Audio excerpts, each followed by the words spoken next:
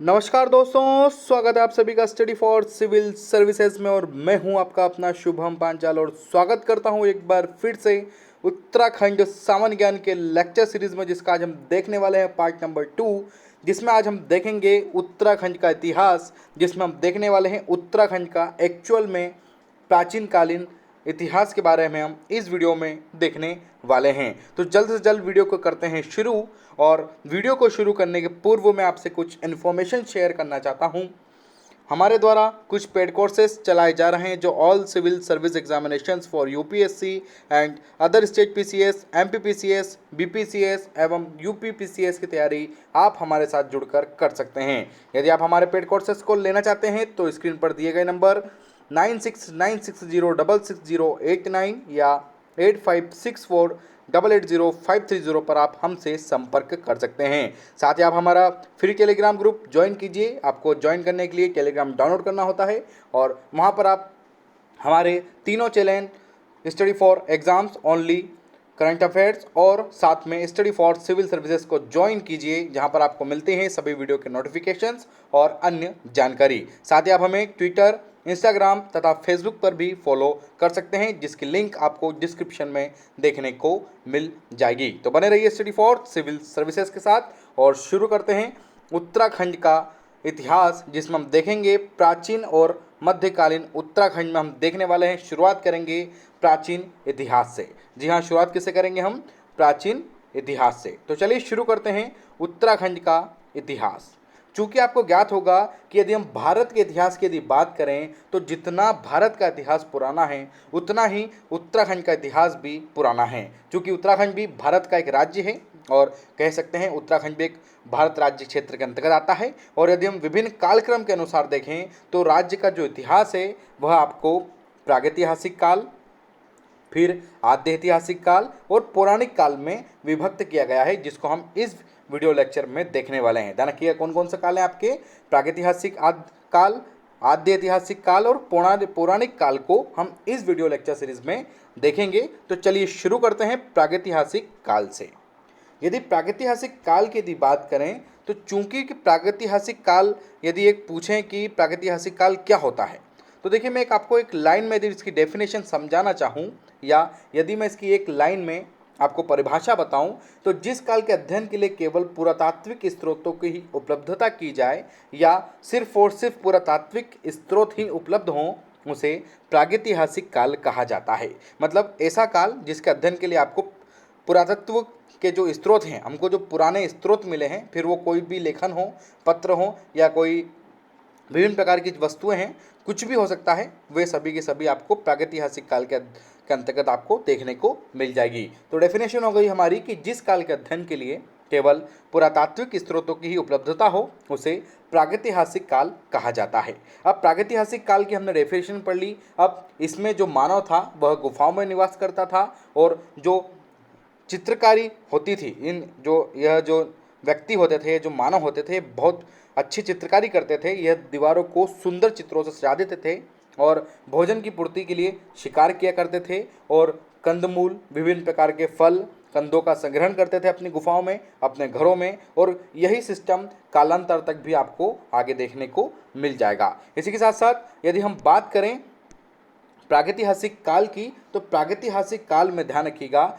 सन 1968 में, ध्यान रखिएगा सन 1968 में अल्मोड़ा में जो बाड़े छीना है, ध्यान रखिएगा अल्मोड़ा में बाड़े छीना के समीप दलबेंड में लाखू उडियार, ध्यान रखिएगा स्थान है लाखू उडियार, एक गुफा है, में मानव तथा पशुओं के चित्र प्राप्त हुए। ध्यान रखिएगा मानव तथा यहाँ से पशुओं के चित्र प्राप्त हुए हैं, जो कि प्रागैतिहासिक काल को साफ साफ दर्शाते हैं।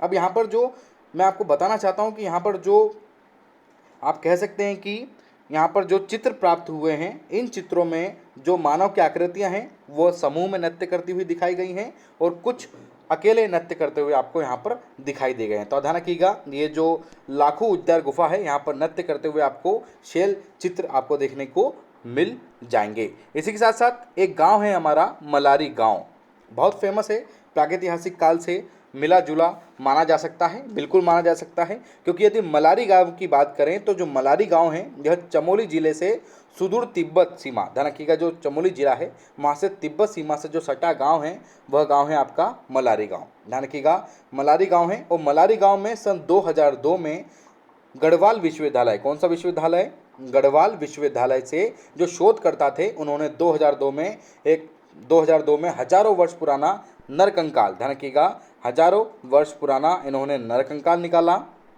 और साथ में यहाँ पर मिट्टी के बर्तन इनको मिले, जानवरों के अंग इनको मिले और 5.2 किलो का एक सोने का मुखावरण यहाँ पर मिला। ध्यान रखिएगा, सोने का कहाँ मिला, यहाँ पर मुखावरण मिला। अब पूछ सकते हैं उत्तराखंड इतिहास में यदि क्वेश्चन आता है कि 5.2 किलो का एक सोने का मुखावरण किस स्थान पर मिला है, और आपको 4 ऑप्शन दे दिए कोई से भी गांव के, तो उसमें आपको याद होना चाहिए कि उसका राइट आंसर क्या है, आपका मलारी गांव। और इसी के अनुसार यहाँ पर आपको नरकंकाल के साथ साथ मिट्टी के बर्तन और इसी के साथ साथ 2000 ईसा पूर्व से लेकर छठी सती, ध्यान रखिएगा छठी ईस्वी है, सती नहीं है, छठी ईसा पूर्व तक के यहाँ पर आपको देखने को मिल जाएंगे। और यदि हम बर्तनों की बात करें तो बर्तन पाकिस्तान की स्वात घाटी के शिल्प के हैं समान यहाँ पर बताए गए हैं। मतलब जो स्वात घाटी है पाकिस्तान की, ध्यान रखिएगा, उसी के समान यहाँ पर जो मलारी गांव में बर्तन मिले हैं वे एज इट इज़ बताए गए हैं। इसी के साथ साथ अगला पॉइंट है हमारा कि जो अल्मोड़ा जिला है, ध्यान रखिएगा,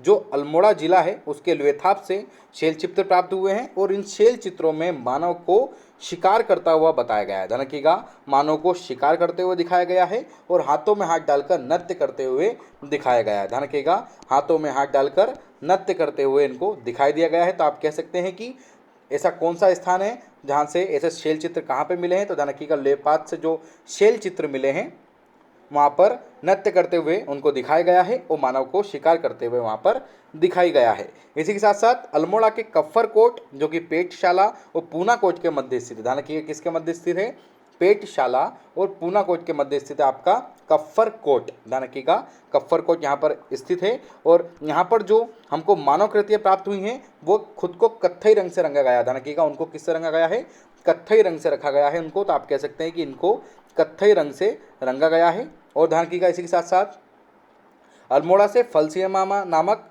ध्यान रखिएगा फलसीमा नामक जो स्थान है वहाँ से नृत्य करती हुई मानव की आकृति भी आपको देखने को मिल जाएगी। ध्यान रखिएगा, जो फल सीमा है यह कोई सीमा नहीं है, फल सीमा एक स्थान का नाम है जहाँ पर प्रागैतिहासिक काल से संबंधित आपको नृत्य करती हुई मानव की आकृतियाँ आपको देखने को मिल जाएगी। और यदि हम पाषाण शवगार की बात करें, ये पूछ चुके हैं, ध्यान रखिएगा क्वेश्चन अगर आ गया कि पाषाणकालीन शवगार किस घाटी से प्राप्त हुए, तो वो हुए थे आपकी राम गंगा घाटी से प्राप्त। कौन सी पार्टी से, राम गंगा घाटी। ध्यान रखिएगा कौन सी घाटी है आपकी, राम गंगा घाटी से प्राप्त हुए हैं पाषाण शवगार।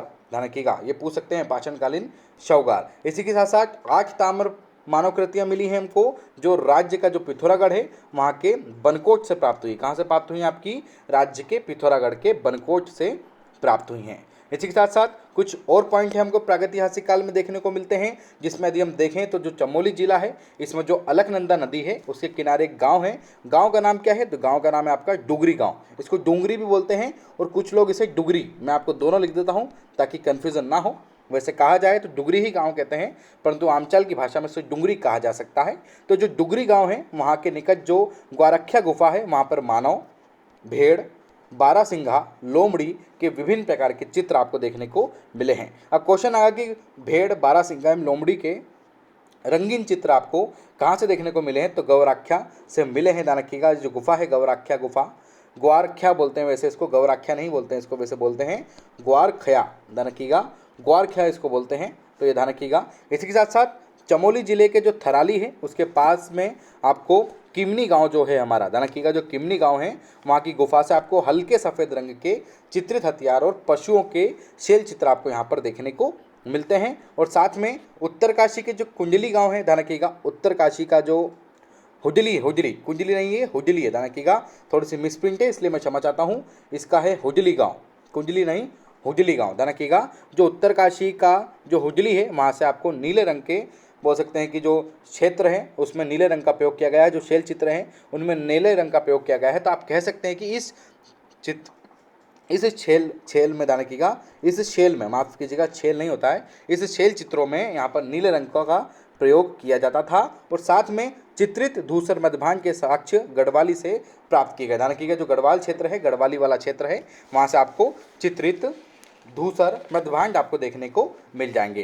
तो ये था हमारा प्रागैतिहासिक काल से संबंधित, हमने देखा कि क्या होता है प्रागैतिहासिक काल, मैंने आपको बता दिया, और कौन कौन से ये पॉइंट्स हैं जहाँ पर प्रागैतिहासिक काल से संबंधित साक्ष्य हमको देखने को मिले हैं उत्तराखंड के इतिहास के परिप्रेक्ष्य में। अगला आता है हमारा आद्य ऐतिहासिक काल। अगला काल है हमारा आद्य ऐतिहासिक काल। अब सबसे पहले हम चर्चा करेंगे कि भैया जी आद्य ऐतिहासिक काल होता क्या है, आद्य ऐतिहासिक काल क्या होता है। तो सीधी सी बात है, एक ऐसा काल जिसके अध्ययन के लिए साहित्यिक स्रोत उपलब्ध हों। सीधी सी बात है कि भैया वह काल जिसके अध्ययन के लिए साहित्य स्रोत उपलब्ध हों लेकिन उनको अभी तक पढ़ा नहीं जा सका है। जैसे सिंधु घाटी सभ्यता है, इसको हम आद्य ऐतिहासिक काल सभ्यता कहा जाता है, बिल्कुल कहा जाता है, क्योंकि सिंधु घाटी सभ्यता के जो स्रोत हैं वे अभी तक पढ़े नहीं जा चुके हैं। और यदि हम आद्य ऐतिहासिक काल की बात करें तो जो आद्य ऐतिहासिक काल है इसका विस्तार आपको चतुर्थ शताब्दी से ऐतिहासिक काल तक आपको देखने को मिल जाएगा। ध्यान रखिएगा, जो चतुर्थ शताब्दी का काल है वहाँ से आपको ऐतिहासिक काल तक के देखने को मिल जाएगा।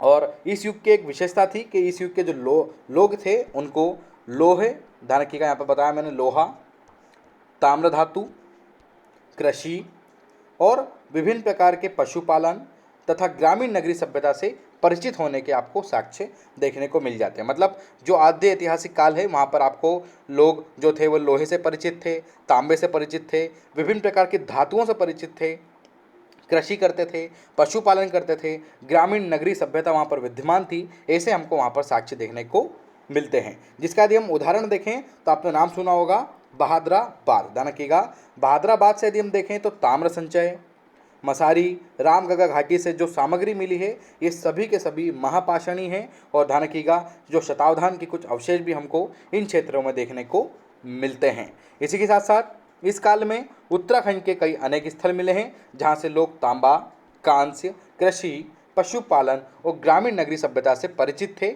इसकी हमको यहाँ पर इंफॉर्मेशंस मिलती है। और यदि हम बात करें तो आद्य, आज नहीं आद्य, ध्यान रखिएगा, आद्य ऐतिहासिक स्थान जैसे बहादराबाद से हमको ताम्र संचय मिले। ध्यान रखिएगा, पूछ सकते हैं, सही जोड़ी आ सकती है, एक बदर स्थान दे दिया और इधर आपकी धातुएं दे दी कि बताइए आद्य ऐतिहासिक काल में इनमें से कौन कौन सी धातु सुमेलित कीजिए। ऐसे क्वेश्चन आते हैं तो इनको मैं यहाँ पर आपको बिल्कुल, यदि आप इस लेक्चर को देखेंगे तो आपको बिल्कुल वो समझ में आ जाएंगे। जैसे बहादराबाद से ताम्र संचय, मलारी और रामगंगा की यदि बात करें तो वहाँ से महापाषाणीय शवाधान, ध्यान रखिएगा, महापाषाणीय लिखा है ये गलत है, यह है महापाषाणीय शवाधान के अवशेष आपको देखने को मिल जाएंगे। तो बस इतना ही सा था आद्य ऐतिहासिक काल। आइए देखते हैं पौराणिक काल। फिर से हम चर्चा करेंगे कि एक्चुअल में पौराणिक काल क्या होता है। तो पौराणिक काल की यदि बात करें तो पौराणिक काल की डेफिनेशन यदि हम देखें तो वह काल जिसमें साहित्य स्रोत के रूप में अनेक पौराणिक ग्रंथों की रचना हुई है उसे क्या कहा गया है, उसे कहा गया है पौराणिक काल। क्या कहा गया है, उसे पौराणिक काल कहा गया है। और वह काल जिसमें साहित्य स्रोत के रूप में अनेक पौराणिक ग्रंथों की रचना हुई है, यह डेफिनेशन मैं आपको बता चुका हूँ। और यदि हम ऋग्वेद की बात करें तो जो ऋग्वेद है उसमें उत्तराखंड राज्य का प्रथम उल्लेख मिलता है। और इसे वहाँ पर क्या बताया गया है, तो ऋग्वेद में उत्तराखंड को देवभूमि बताया गया है। ये क्वेश्चन पूछ चुके हैं, ध्यान रखिएगा कि ऋग्वेद में उत्तराखंड को देवभूमि बताया गया है। इसी के साथ साथ उपनिषदों, ब्राह्मण ग्रंथों, पुराणों, रामायण और महाभारत की यदि बात करें तो ये जितने भी धार्मिक ग्रंथ हैं इनमें भी उत्तराखंड राज्य का आपको उल्लेख देखने को मिल जाएगा।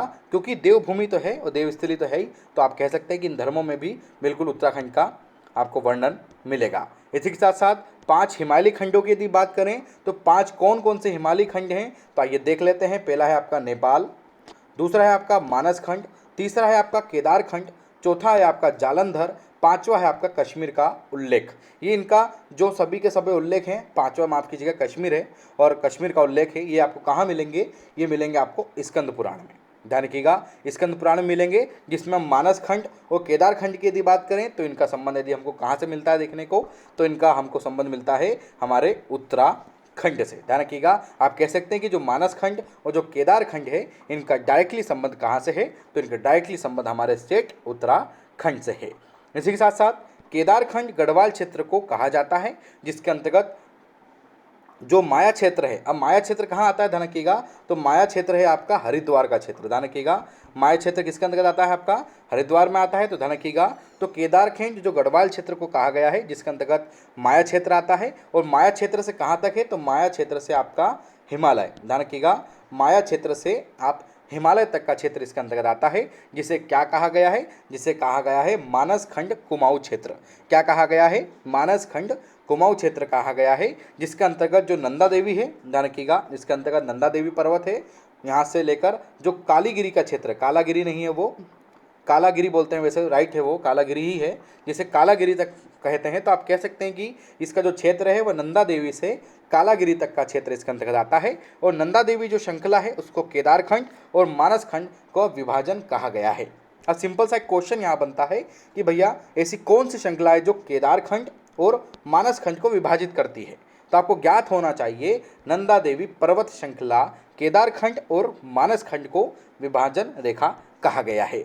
इसी के साथ साथ पुराणों में उत्तरकाशी के लिए बाराहा शब्द का प्रयोग किया गया है और बौद्ध साहित्य में जो पाली भाषा है उसको ग्रंथों में उत्तराखंड के लिए हिमवंत का शब्द का प्रयोग किया गया है। तो एक क्वेश्चन यहाँ भी बन सकता है, ध्यान रखिएगा कि हिमवंत शब्द का प्रयोग कहाँ किया गया है, तो वह किया गया है बौद्ध साहित्य के पाली भाषा में इसका उपयोग किया गया है। तो ये समाप्त होता है हमारा पौराणिक काल। आइए अब देखेंगे हम प्राचीन काल का उत्तराखंड कि एक्चुअल में प्राचीन काल के उत्तराखंड में क्या क्या हमको यहाँ पर पढ़ना है। तो आपको ज्ञात होगा कि यदि हम प्राचीन काल उत्तराखंड की यदि बात करें तो आपको ज्ञात होगा कि उत्तराखंड को हम यहाँ पर दो वर्गों में या दो क्षेत्रों में या दो भागों में यहाँ पर बांट लेते हैं। एक है आपका कुमाऊं क्षेत्र और एक है आपका गढ़वाल क्षेत्र, जिसमें शुरुआत करेंगे हम गढ़वाल क्षेत्र से और समाप्ति करेंगे कुमाऊं क्षेत्र से। दोनों की डिटेल आपको मैं यहाँ पर इस वीडियो में देने वाला हूँ। तो वीडियो को लाइक जरूर कीजिएगा, शेयर कीजिएगा और चैनल को सब्सक्राइब जरूर कीजिएगा। सब्सक्रिप्शन बिल्कुल फ्री होता है और बेल आइकन को साथ में दबा दीजिएगा।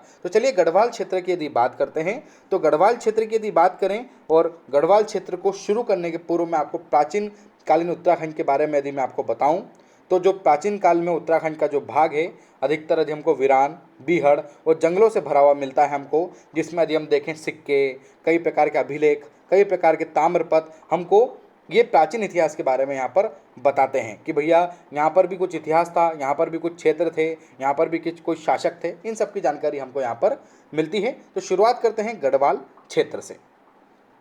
यदि हम गढ़वाल क्षेत्र की बात करें तो जो गढ़वाल क्षेत्र है इसे पहले बद्रिकाश्रम क्षेत्र, ध्यान रखिएगा बद्रिका आश्रम क्षेत्र, तपोभूमि, स्वर्ग भूमि, केदारनाथ आदि के नाम से जाना जाता था। अब जो स्वर्ग भूमि है ध्यान रखिएगा, स्वर्ग भूमि महाभारत व पुराणों में जाना जाता था। तो आप कह सकते हैं कि जो हमारा बद्रिकाश्रम क्षेत्र, तपोभूमि, स्वर्ग भूमि एवं केदारनाथ है गढ़वाल क्षेत्र को जाना जाता है।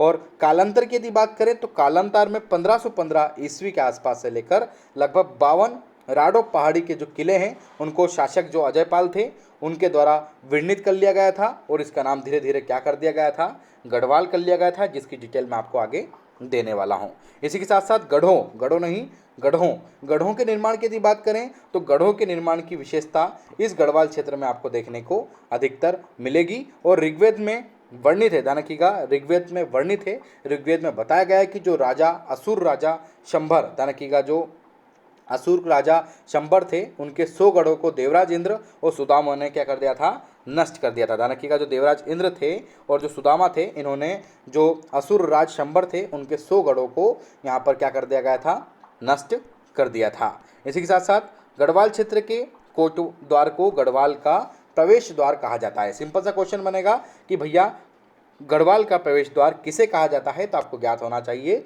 कोट द्वार को गढ़वाल का प्रवेश द्वार कहा जाता है। इसी के साथ साथ गढ़वाल से पूर्वी क्षेत्र को बद्रिकाश्रम क्षेत्र, तपोभूमि, स्वर्ग भूमि, केदारनाथ आदि नाम से जाना जाता है, मैं बता चुका हूं। और जिस प्रकार मैंने अभी आपको बताया कि 1515 के आसपास गढ़वाल क्षेत्र के जो 52 गढ़ हैं उस पर जो पवार शासक अजयपाल थे उन्होंने विजय पाली थी और विजय पाने के बाद जो क्षेत्र का नाम बदलकर उन्होंने क्या रख दिया, गढ़वाल रख दिया। ध्यान रखिएगा क्षेत्र का नाम बदलकर उन्होंने क्या रख दिया, गढ़वाल रख दिया। और यदि मैं बात करूं अगले पॉइंट की तो जो अलकापुरी स्थान है, ध्यान रखिएगा अलकापुरी जो स्थान है उसको मनुष्य के जो आदि पूर्वज हैं मनु, उनका निवास स्थान बताया गया है। तो क्वेश्चन सिंपल सा बन सकता है कि मनु का निवास स्थल कहाँ है, तो अलकापुरी उत्तराखंड राज्य।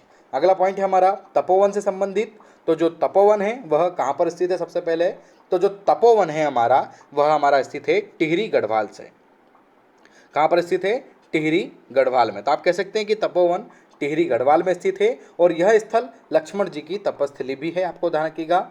और साथ में केदारनाथ को प्राचीन ग्रंथों में मृगतुंग कहा गया है।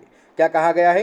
केदारनाथ को प्राचीन ग्रंथों में क्या कहा गया है? ध्यान रखिएगा, मृगतुंग कहा गया है। और जो आपने सुना होगा बाणासुर, बाणासुर किसके काल का है? ध्यान रखिएगा, रामायण काल का। ध्यान रखिएगा, जो बाणासुर है उसका जो क्षेत्र था वह था आपका गढ़वाल क्षेत्र। और जो आप कह सकते हैं कि जिसकी राजधानी क्या थी? तो जिसकी राजधानी थी आपकी ज्योतिषपुर। ज्योतिषपुर को क्या कहा जाता है?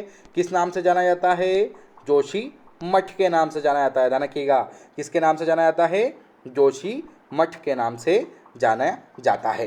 इसी के साथ साथ यदि हम बात करें प्राचीन काल के गढ़वाल क्षेत्र में, तो जो बद्रिकाश्रम था, जो कण्वाश्रम था, ये 2 विद्यापीठ स्थापित थे। ध्यान रखिएगा, बद्रिकाश्रम और कण्वाश्रम 2 विद्यापीठ थी। और सम्राट भरत की यदि बात करें, ध्यान रखिएगा, जो हमारे सम्राट थे उनका जो भरत, ध्यान रखिएगा, भरत भरत भरत, ये भारत नहीं है, थोड़ा मिसप्रिंट है, इसके लिए क्षमा चाहूँगा, भरत। तो ध्यान रखिएगा, जो भरत थे इनका जो जन्म हुआ था वह कण्वाश्रम में ही आपका जन्म हुआ था। इसी के साथ साथ कालिदास ने जो एक रचना है कालिदास की, अभिज्ञान शाकुंतलम की जो रचना है वह मालिनी नदी के तट पर की और कण्वाश्रम में ही कालिदास जी ने रचना भी की थी। तो आप कह सकते हैं कि गढ़वाल क्षेत्र के अंतर्गत जो कण्वाश्रम है वह एक इम्पोर्टेंट फैक्ट हो सकता है, तो इस चीज़ को याद रखिएगा। इसी के साथ साथ यदि हम धार्मिक ग्रंथों की बात करें तो आपने एक नाम सुना होगा, केदार खस मंडले। ध्यान रखिएगा, केदार खस मंडले का आपने नाम सुना होगा, क्योंकि इस शब्द के यदि हम अनुरूप की बात करें, अर्थ की बात करें, तो जो केदार खंड है इसको खस प्रदेश का पर्यायवाची माना गया है। ध्यान रखिएगा, खस प्रदेश का पर्यायवाची माना गया है। किसको माना गया है? केदार खंड को खस प्रदेश का पर्यायवाची माना गया है, इसलिए इसे केदार खस मंडले भी कहा जाता है। अब खस का पर्यायवाची क्यों बनाया गया है? तो देखिए, मैं आपको बताना चाहूँगा कि जो प्राचीन काल था उसमें जो गढ़वाल क्षेत्र है इसमें खस जाति है। ध्यान रखिएगा, जो खस जाति है इसके लोग अधिक सशक्त थे और खसों ने गढ़वाल क्षेत्र में बौद्ध मत का प्रचार शुरू किया था और इतना प्रचार किया था कि इन्होंने पूरे क्षेत्र में बौद्ध मत का अधिक से अधिक प्रचार किया।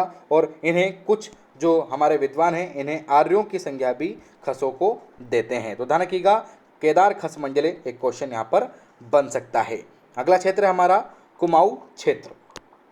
यदि कुमाऊं क्षेत्र की बात करें तो पौराणिक जो ग्रंथ हैं उनके अनुसार जो चंपावत है, चंपावत के पास एक कालेश्वर पर्वत है। ध्यान रखिएगा, कालेश्वर पर्वत है, उस कालेश्वर पर्वत पे विष्णु भगवान का कच्छप अवतार हुआ था। ध्यान रखिएगा, जब विष्णु भगवान ने अवतार लिया कच्छप अवतार, ध्यान रखिएगा, वह आपका कुमाऊं क्षेत्र है और चंपावत के पास कालेश्वर पर्वत में इन्होंने अवतार लिया था। और इसका जो उल्लेख है हमको स्कंद पुराण के मानस खंड में देखने को मिलता है। देखिए, सीधी सी बात है, एक देवभूमि है तो देवों से संबंधित होगी और इतिहास भी उसी से संबंधित है यहाँ पर। तो आप कह सकते हैं कि इसका उल्लेख स्कंद पुराण के मानस खंड से आपको देखने को मिलता है। और प्रारंभ में यदि हम सिर्फ चंपावत की बात करें तो जो चंपावत का जो आसपास का क्षेत्र है उसे ही कुमाऊं कहा जाता था, परंतु यदि हम वर्तमान परिप्रेक्ष्य में देखते हैं तो वर्तमान में पिथौरागढ़, अल्मोड़ा, बागेश्वर, उधम सिंह नगर वाले क्षेत्र को भी अब किसके अंतर्गत माना गया है? कुमाऊं मंडल के अंतर्गत अब मान लिया गया है या कुमाऊं मंडल के अंतर्गत उसको रख दिया गया है। और ध्यान रखिएगा, मैंने आपको जिस प्रकार बताया कि कुमाऊं का सर्वाधिक उल्लेख कहाँ मिला है, तो मिला है आपका स्कंद पुराण के मानस खंड में इसका सर्वाधिक उल्लेख मिला है। इसी के साथ साथ कालांतर में भी इस पर्वत का जो मानस खंड है इसको कुर्मांचल कहा जाने लगा। जैसे जैसे कालांतर, जैसे समय आगे बढ़ा वैसे वैसे मानस खंड के कुछ क्षेत्र को कुर्मांचल कहा जाने लगा। इसी के आधार पर कुर्मांचल किस प्रकार का शब्द है? तो ध्यान रखिएगा, कुर्मांचल एक संस्कृत भाषा का शब्द है जो कि उत्तराखंड की देववाणी है, संस्कृत भाषा। ध्यान रखिएगा, और कुछ समय पश्चात कुर्मांचल को हिंदी भाषा में धीरे धीरे क्या कहा जाने लगा? कुमाऊं कहा जाने लगा। सीधी सीधी सी बात है, जैसे जैसे संस्कृत भाषा की विद्वता कम होने लगी वैसे वैसे हिंदी की विद्वता आगे बढ़ने लगी, विद्यमानता आगे बढ़ने लगी और कुर्मांचल को सीधे सीधे अब क्या कहा जाने लगा? कुमाऊं कहा जाने लगा। इसी के साथ साथ महाभारत क्षेत्र में यदि आप देखेंगे तो महाभारत क्षेत्र में भी कुर्मांचल को धीरे धीरे क्या कहा जाता था? तो किरात, किन्नर, यक्ष, तंगव, कुलिंद, खस, ये विभिन्न प्रकार की जो जातियाँ थी ये महाभारत के क्षेत्र में रहा करती थी। ध्यान रखिएगा, तो आपको ज्ञात होना चाहिए कि महाभारत काल में भी इसको कुर्मांचल कहा जाता था, जिसमें किरात, किन्नर, यक्ष, तंगव, कुलिंद, जो कुड़िंद हैं, खस जाति यहाँ पर निवास करती थी। और साथ में जो अल्मोड़ा का जो जाखन देवी मंदिर है ध्यान रखिएगा, वहाँ पर जौ के साक्ष्य मिलते हैं। ध्यान रखिएगा, जो जौ हैं, जौ, इसके साक्ष्य कहाँ से मिलते हैं तो ध्यान रखिएगा, अल्मोड़ा का जो जाखन देवी मंदिर है वहाँ से यहाँ के साक्ष्य मिलते हैं। और इसी के साथ साथ यदि हम कालसी की बात करें, लाखा मंडल की बात करें, या सिरोली मंडल की बात करें, या माणा की बात करें, तो यहाँ से आपको क्या मिलते हैं, तो यहाँ से आपको मिलते हैं हमको विभिन्न प्रकार के शिलालेख। कालसी, लाखा मंडल, सिरोली मंडल और माणा से हमको शिलालेख मिलते हैं। और साथ में जो गोपेश्वर है, कालीमठ है, और केदारनाथ तथा जो नाला के लेख मंदिर हैं, वहाँ पर हमको दीवार है वहाँ पर लेख बोल सकते हैं कि जो लेख आपको देखने को मिल जाएंगे, प्राचीन लेख आपको इन क्षेत्रों में देखने को मिल सकते हैं। इसी के साथ साथ देहरादून का जो जौनसार भावर्च का जो क्षेत्र है, लाखा मंडल, इसमें राजकुमारी ईश्वरी देवी का शिलालेख मिलता है। पूछ सकते हैं कि भैया राजकुमारी ईश्वरी का शिलालेख कहाँ मिला है, तो लाखा मंडल से मिला है। किसके पास स्थित है, तो जौनसार भावर के पास स्थित है। कौन सा जिला, देहरादून जिला, उत्तराखंड की राजधानी। अगला पॉइंट है हमारा कि जो राज्य के विभिन्न स्थल है वहाँ से कई प्रकार के हमको ऐतिहासिक लेख मिले हैं, जिसमें शिलालेख हैं, कुछ मंदिर लेख हैं, कुछ गुहा भित्ति लेख हैं, कुछ ईंट लेख हैं। ध्यान रखिएगा, ईंट लेख भी आपको मिले हैं।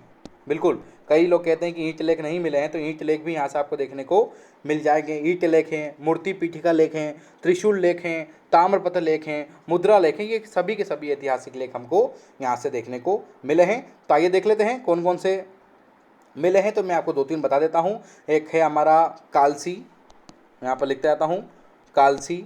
एक है आपका लाखा मंडल, लाखा मंडल के साथ में आपका है एक आपका सिरोली, सिरोली मंडल के बाद हो गया आपका माणा।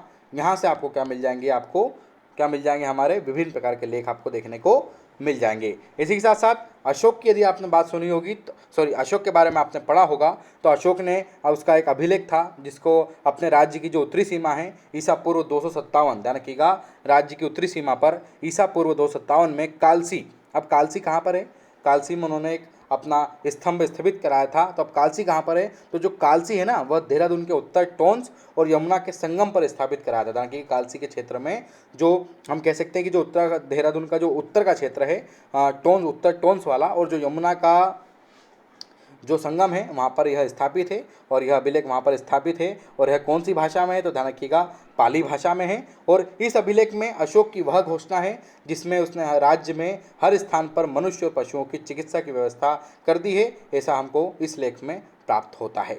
इसी के साथ साथ कालसी अभिलेख में यहाँ के निवासियों के लिए पुलिंद तथा इन क्षेत्रों के उपरांत शब्द प्रयोग किए गए हैं। ध्यान रखिएगा, पुलिंद और अपरांत या उपरांत, वैसे उपरांत बोलते हैं, वैसे उसको उपरांत सही है इसका, उपरांत और पुलिंद शब्द का प्रयोग भी इस अभिलेख में किया गया है। आइए कुछ पॉइंट और देख लेते हैं इसके। तो एक पॉइंट और हमारा है कि जो गोपेश्वर है, कालीमठ है, केदारनाथ है और नाला है, यहाँ पर लेख मंदिर की दीवार पर उत्तीर्ण किए गए हैं, जो कि मैं आपको बता चुका हूँ।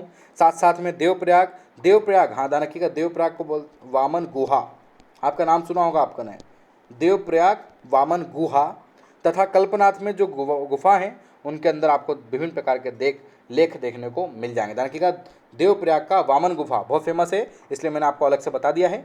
इसी के साथ साथ नैनीताल तथा बाढ़वाला से ईंटों पर उत्कीर्ण लेख मिले। ध्यान रखिएगा, जो नैनीताल और जो बाढ़वाला कहाँ आता है, तो बाढ़वाला आता है आपका देहरादून में। आपने जो नाम नहीं सुना है मैं उनको यहाँ पर डिटेल बता देता हूँ ताकि आप अच्छे से अच्छे उनको एक्सप्लेन कर सकें या अच्छे से अच्छे आप समझ सकें। तो बाढ़वाला आपका देहरादून में आता है और यहाँ पर ईंट लेख मिले हैं या ईंटों पर उत्तीर्ण लेख मिले हैं। इसी के साथ साथ देवलगढ़ और कलसारी से आपको मूर्ति पीठिका लेख मिली है। ध्यान रखिएगा, कौन सी लेख मिली है, मूर्ति पीठिका लेख मिली है। और गोपेश्वर और बाराहाट की बात करें तो गोपेश्वर और बाराहाट से हमको त्रिशूल लेख मिले हैं। साथ में गोपेश्वर का जो रुद्र शिव मंदिर है वहाँ पर हमको त्रिशूल लेख मिले हैं, जहाँ पर जो दो हमारे 6वीं 7वीं शताब्दी में जो नागपति नाग और अशोक चल्ल के जो राजा थे उनके लेख हमको यहाँ पर देखने को मिलते हैं। ध्यान रखिएगा, जो नागपति नाग है और अशोक चल्ल, ध्यान रखिएगा यहाँ पर लिख देता हूँ मैं, अशोक चल्ल, ये दो जो राजा थे इनके बारे में हमको यहाँ पर डिटेल प्राप्त होती है। और जो 6वीं 7वीं शताब्दी की यदि बात करें तो 6वीं 7वीं शताब्दी में जो नागपति नाग थे उन्होंने इस क्षेत्र को जीत लिया था। और 12वीं शती में माफ़ कीजिएगा, 12वीं शती में पश्चिमी नेपाल के जो राजा थे अशोक चल्ल, इन्होंने इस क्षेत्र को विजित भी कर लिया था। इसी के साथ साथ प्रथम एवं द्वितीय सदी की जो कुषाणकालीन मुद्रा हैं वे मुनि की रेती, ध्यान रखिएगा, मुनि की रेती और सुमाड़ी से मिली है। पूछ सकते हैं आया एग्जाम में, मुनि की रेती और सुमाड़ी से क्या मिला है, तो प्रथम और द्वितीय सदी की कृष्णकालीन मुद्रा हमको यहाँ से देखने को मिलती है। और साथ में आपने नाम सुना होगा मोर ध्वज स्तूप का, जो कि अपने आप में इंपॉर्टेंट है, तो ध्यान रखिएगा मोर ध्वज स्तूप में तीसरी सदी का मुद्रा लेख आपको देखने को मिलता है। इसी के साथ साथ कार्तिकेयपुर राजाओं के ताम्रपत्री लेख पांडकेश्वर, कंडारा, चंपावत, बैजनाथ आदि स्थानों से आपको देखने को मिलते हैं। और इस क्षेत्र के प्राचीन काल लेखों में पल्लिका ग्राम पट्टी तथा परगना नामक इकाइयों के अलावा महत्तम, ग्राम शासक और भृत्य जिसको सेवक कहा जाता था, प्रतिहार को द्वाररक्षक, गोपत को रक्षक, कोदुपाल को गढ़ रक्षक, बलाध्यक्ष को सेना नायक, शाह दंड नायक को प्रधान सेनापति, अक्ष अश्रपटली को लेखापरी, कुलचारिक आदि पदाधिकारियों का हमको इस क्षेत्र में देखने को मिलता है, जो कि संगठित प्रशासन की सूचना यहाँ पर देते हैं या संगठित प्रशासन की व्यवस्था को दर्शाते हैं उत्तराखंड के प्राचीनकालीन उत्तराखंड के इतिहास में।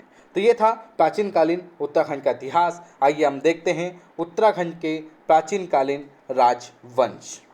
यदि उत्तराखंड के प्राचीनकालीन राजवंश की बात करें तो पहला जो राजवंश है वह हमारा कुडिंद और मौर्य राजवंश है, और इन राजवंशों के बारे में हम यहाँ पर देखने वाले हैं। तो आपको ज्ञात होगा जो कुडिनंद जाति थी वह उत्तराखंड पे शासन करने वाली प्रथम राजनीतिक शक्ति थी।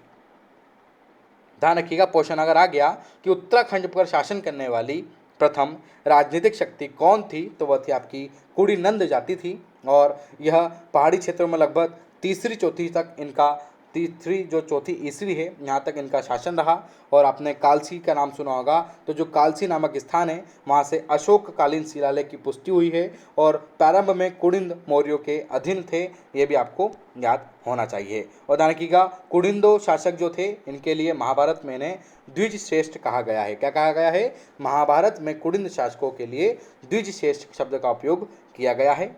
आपने नाम सुना होगा अमोघभूति का, तो जो अमोघभूति था वह कुडिंद वंश का सबसे शक्तिशाली शासक था। ध्यान रखिए, क्वेश्चन अगर आ गया कि सबसे शक्तिशाली शासक कुडिंद वंश का कौन था, तो वह था आपका अमोघभूति। तो अमोघभूति आपका कुडिंद वंश का सबसे शक्तिशाली शासक था।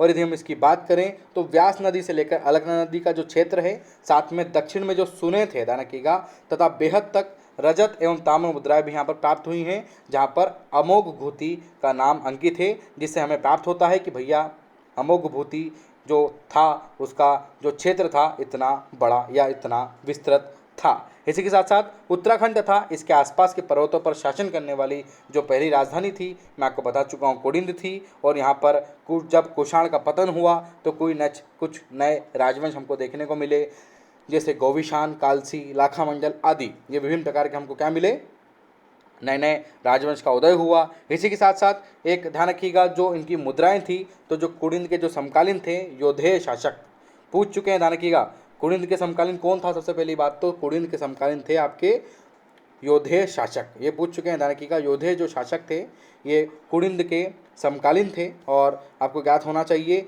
इनकी मुद्राएं हमको जौनसार भावर कहाँ पर आता है, किस जिले में आता है, तो वो आता है आपका देहरादून जिले में। ध्यान रखिएगा, देहरादून जिले में आता है। और ये याद रखिएगा देहरादून जिला। और कालो डांडा, ये पूछ सकें, कालो डांडा नहीं है वो, कालो डांदा, ये कालो डांडा किस जिले में है आपका, तो पौड़ी में है आपका। ध्यान रखिएगा, जिला नहीं, माफ कीजिएगा, कालो डांडा आपका किस क्षेत्र में है आपका, तो पौड़ी में है, बिल्कुल पौड़ी भी है, बिल्कुल राइट आंसर इसका।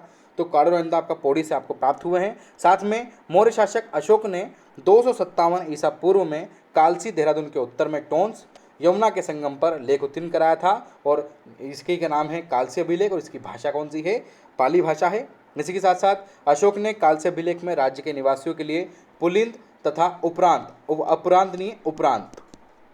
पुलिंद तथा उपरांत शब्द का यहाँ पर प्रयोग किया गया है। और ध्यान रखिएगा, जो प्रथम सदी ईस्वी पूर्व में जो अमोघभूति थी उसकी जब मृत्यु हो गई, तो उस मृत्यु के बाद इसमें कौन सा राजवंश आया, तो ध्यान रखिएगा उसके बाद आया था शक राजवंश।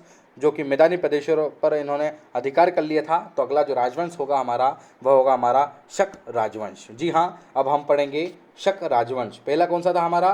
कुलिंद मौर्य राजवंश। उसके बाद आया हमारा शक राजवंश। कई बार सीक्वेंस भी पूछा जा सकता है, इसको भी याद रखिएगा।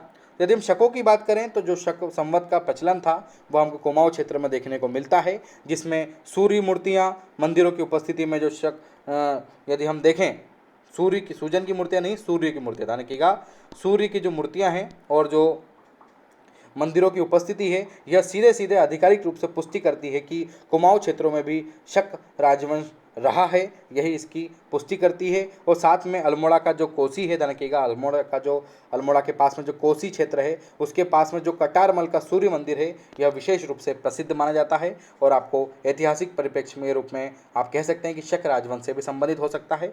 साथ में अल्मोड़ा से प्राप्त एक कुलिंद मुद्राओं पर आपको आसेक, गोमित्र, हरदत्त, शिवदत्त, ये विभिन्न प्रकार के जो राजा हैं इनके नाम से अंकित आपको मुद्राएं भी देखने को मिलेगी। साथ में शकों की जब शक हैं तो जब ध्यान रखिएगा, शकों के बाद जो प्रतिशती थी, ध्यान रखिएगा, जो प्रथम शती थी, ध्यान रखिएगा, उसके उत्तरार्ध में राज्य के तराई वाले क्षेत्र में कुषाणों ने अधिकार कर लिया। किसानों ने नहीं, कुषाणों ने, ध्यान रखिएगा, किसने अधिकार करा? कुषाणों ने इस पर अधिकार कर लिया। और वीरभद्र, मोरध्वज और गोविशान, ध्यान रखिएगा, वीरभद्र आपके थे ऋषिकेश से संबंधित, मोरध्वज से आपके कोटद्वार के पास, और जो गोविशान थे, गोविशान काशीपुर से थे। ये आपको सभी के सभी जो 3 क्षेत्र हैं, इन तीनों क्षेत्र से आपको यहाँ पर कुषाण कालीन आप बोल सकते हैं कि अवशेष भी हमको देखने को मिलते हैं। तो ध्यान रखिएगा, वीरभद्र, मोरध्वज जो गोविशान है, वीरभद्र आपका कहाँ से, कौन सा क्षेत्र है? ऋषिकेश वाला क्षेत्र। मोरध्वज आपका कौन सा क्षेत्र है? तो कोटद्वार के पास में है। और गोविशान की यदि बात करें तो गोविशान आपका काशीपुर के पास वाला क्षेत्र है, काशीपुर का क्षेत्र है। यहाँ से हमको कहाँ क्या मिला है? तो ध्यान रखिएगा, यहाँ से हमको कुषाण कालीन अवशेष हमको देखने को मिले हैं। साथ में राज्य के कुमाऊं क्षेत्र में सूर्य मंदिरों के अवशेष तथा शक संवत का प्रचलन शकों के अधिकार को दर्शाते हैं। और साथ में प्रथम शती ईसा पूर्व में अमोघ भूति की मृत्यु के पश्चात शकों ने मैदानी प्रदेशों पर धीरे धीरे अधिकार भी कर लिया था, जो कि मैं आपको पहले ही बता चुका हूँ। आइए बात करते हैं शक राजवंश के बाद कुषाण राजवंश की।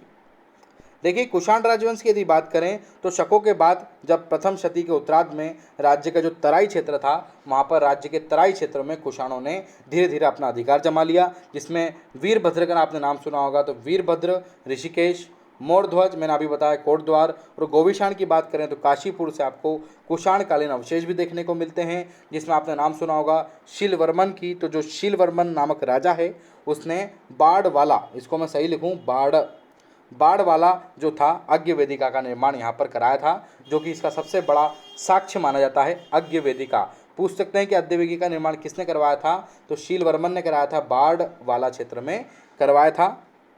और शीलवर्मन जो थे वो कुलिंद थे कि योधे थे, अभी तक पूर्ण रूप से स्पष्ट नहीं है। तो कुछ बुक्स में आपको शीलवर्मन को कुलिंद बताया गया है, ध्यान रखिएगा, और कुछ बुक्स में शीलवर्मन को योधेय बताया गया है, और इसके अभी किसी भी प्रकार से स्पष्टता पूर्णतः नहीं बताई जा सकती।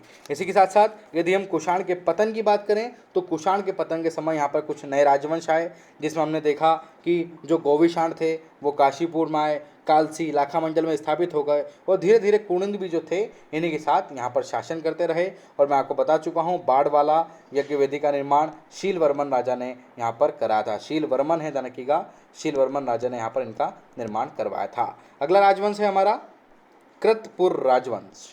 कृतपुर राजवंश की यदि बात करूं तो इसके संस्थापक कौन थे? तो इसके संस्थापक थे आपके कुलिंद। और कृतपुर राज्य क्षेत्र की यदि बात करें तो वर्तमान में उत्तराखंड, हिमाचल प्रदेश और रोहिलखंड का जो उत्तरी भाग है वह कृतपुर राजवंश के भाग में आता था। ध्यान रखिएगा, उत्तराखंड, हिमाचल प्रदेश और जो रोहिलखंड है उसका उत्तरी भाग कृतपुर राजवंश में शामिल था। और समुद्रगुप्त का जो प्रयाग स्तंभ लेख है वहाँ पर कृतपुर को गुप्त साम्राज्य की उत्तरी सीमा पर स्थित एक अधीनस्थ राज्य कहा गया है। क्वेश्चन आ सकता है कि भैया किस लेख में, किस स्तंभ लेख में आपका माफ कीजिएगा, किस स्तंभ लेख में कर्तपुर को गुप्त साम्राज्य की उत्तरी सीमा पर एक अधीनस्थ राज्य कहा गया है? तो वह कहा गया है समुद्रगुप्त को। इसी के साथ साथ कर्तपुर शासकों के काल में आदि गुरु शंकराचार्य का उत्तराखंड में भी आगमन हुआ।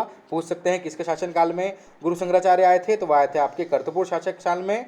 और कर्तपुर राजाओं के ताम्रपत्र लेख कंडारा, चंपावत, पांडुकेश्वर तथा बैजनाथ स्थलों से भी आपको देखने को मिलते हैं। अगला राजवंश है हमारा छोटा सा नागवंश, वो है हमारा नाग राजवंश।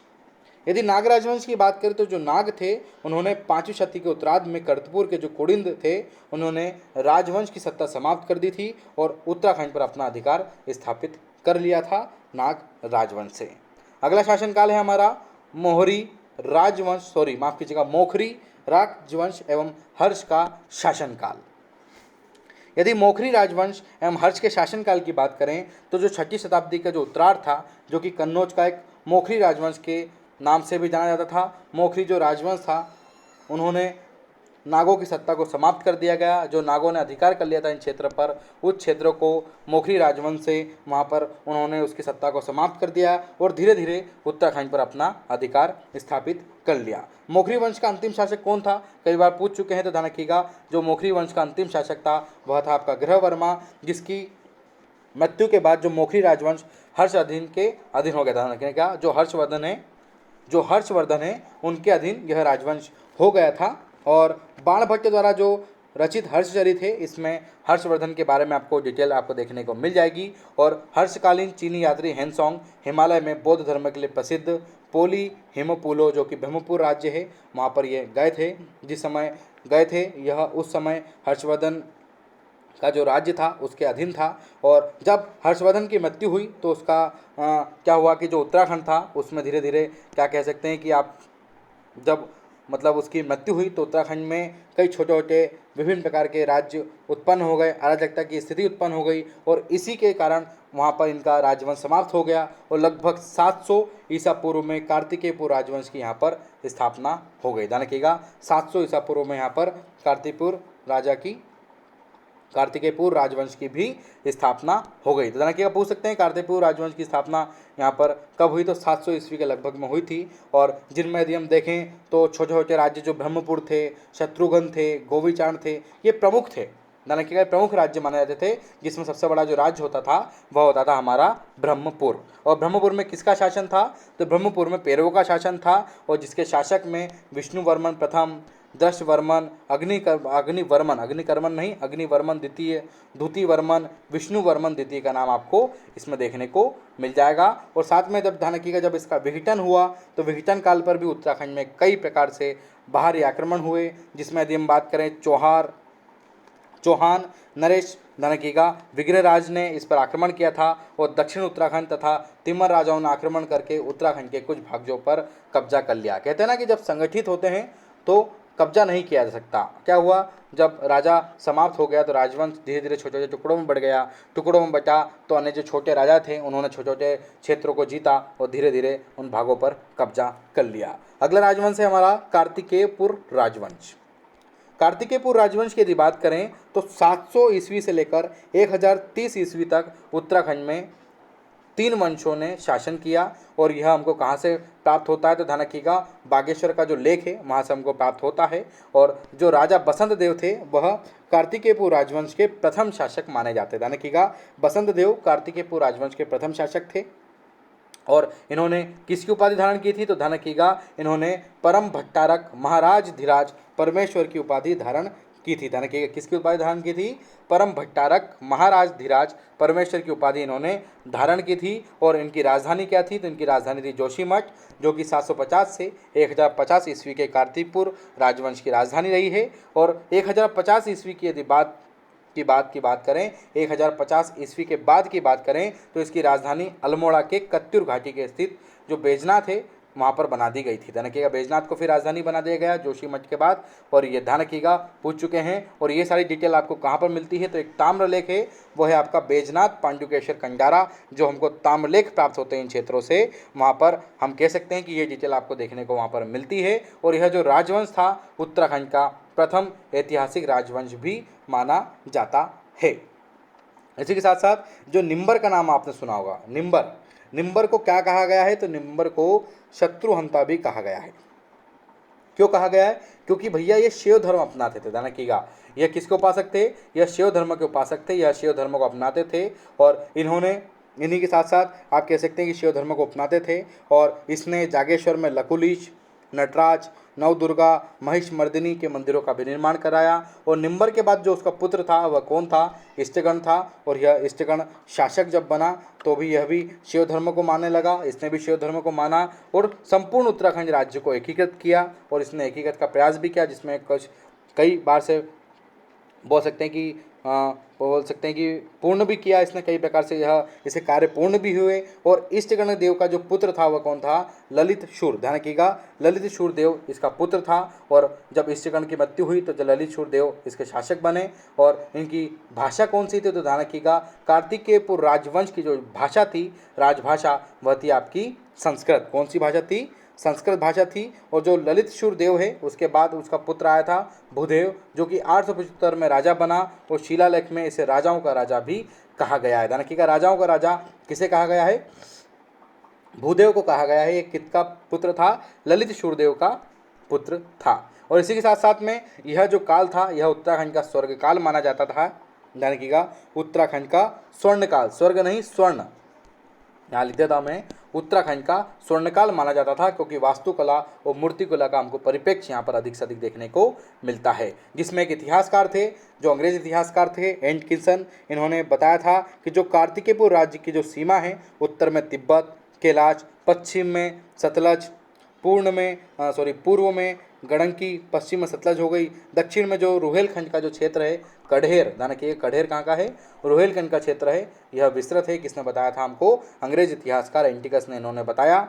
और बागेश्वर लेख की यदि बात करें तो जो बागेश्वर लेख है इसमें बसंत देव के बाद किसी भी शासक का नाम यहाँ पर नहीं बताया गया है। इसके बाद सीधे खरपड़ देव का नाम यहाँ पर बताया गया है। और कश्मीरी इतिहासकार कलहण की जो रचना है राज तरंगिनी, इसकी पुस्तक में जो कश्मीरी राजा ललित आदित्य मुक्तापुर द्वारा गढ़वाल क्षेत्र का जब इन्होंने जीता था उसकी स्थापना या उसका उल्लेख, माफ कीजिएगा, जब उन्होंने जीता था उसका उल्लेख भी हमको यहाँ पर देखने को मिलता है। और खपड़देव तथा कार्तिकेयपुर पर जब इन्होंने कब्जा करा तब उन्होंने नए वंश की भी स्थापना यहाँ पर कर ली। ध्यान रखिएगा, नए वंश की स्थापना कर ली थी।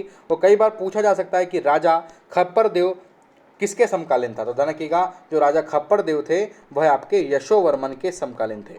किसके समकालीन थे? आपके यशोवर्मन के समकालीन थे। और इसके बाद उनका पुत्र जो था वह कल्याण राज शासक बना, जिसकी पत्नी का नाम महारानी लाधा देवी था। क्या नाम था? महारानी लाधा देवी था। और इसका जो अंतिम शासक की बात करें, खरपड़देव वंश के अंतिम शासक की बात करें तो उसका जो अंतिम शासक था वह था आपका त्रिभुवन राज। यहाँ पर लिखा है मैंने त्रिभुवन राज, और यह उसका पोता था। ध्यान रखिएगा, जो खरपड़देव वंश का अंतिम शासक कौन था? त्रिभुवन राज खरपड़देव वंश का अंतिम शासक था। इसने भी परम भद्दारक, ध्यान रखिएगा, परम उद्धारक या भद्दारक भी कहा जा सकता है, परम भद्दारक महाराजधिराज परमेश्वर की उपाधि इसने भी धारण करी। और त्रिभुवन राज छरा किसी किरात पुत्र के साथ संधि करके, और बागेश्वर देवता में जो मंदिरों की भूमिदान की जो चर्चा थी आपको यह बागेश्वर के लेख में देखने को मिल जाएगी। और साथ में नालंदा अभिलेख की यदि बात करें तो नालंदा जो अभिलेख है इसमें बंगाल के जो पाल शासक है धर्मपाल, और गढ़वाल पर इन्होंने जब आक्रमण किया था उसकी चर्चा हमको नालंदा के अभिलेख में देखने को मिलती है। किसके अभिलेख में मिलती है हमको देखने को? नालंदा के अभिलेख में हमको वहाँ पर देखने को मिलती है, ये याद रखिएगा। और इसी आक्रमण के बाद जो कार्तिकेयपुर राज्य था उसमें खरपदेव वंश के स्थान पर कौन से वंश की स्थापना हुई थी? निम्बर वंश की यहाँ पर स्थापना हुई थी। और निम्बर ने बाद में किससे संधि कर ली? तो ध्यान रखिएगा, निम्बर ने बाद में पालों से संधि कर ली। किससे संधि कर ली? निम्बर ने बाद में पालों से संधि कर ली। तो यहाँ समाप्त होता है हमारा प्राचीन भारत का उत्तराखंड का इतिहास। ध्यान रखिएगा, प्राचीन उत्तराखंड का इतिहास हमने यहाँ पर समाप्त कर लिया है, जिसमें अंतिम हमने देखा कि निम्बर ने पालों से संधि कर ली। अब इसके बाद कत्यूरी राजवंश को हम यहाँ पर देखेंगे मध्यकालीन उत्तराखंड में। तो बने रहिए स्टडी फॉर सिविल सर्विसेज के साथ। जय हिंद, वंदे मातरम।